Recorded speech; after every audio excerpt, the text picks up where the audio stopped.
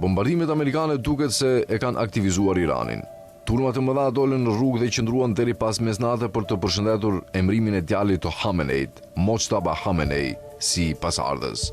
Mojtaba Khamenei është pikrisht njeriu që Trumpi u tha iranianëve të mos e zgjidhnin si lider, por duke zgjedhur atë, regjimi po i dërgon mesazh Trumpit se nuk mund ta friksojë Iranin siç është përpjekur të bëjë me pjesën tjetër të botës.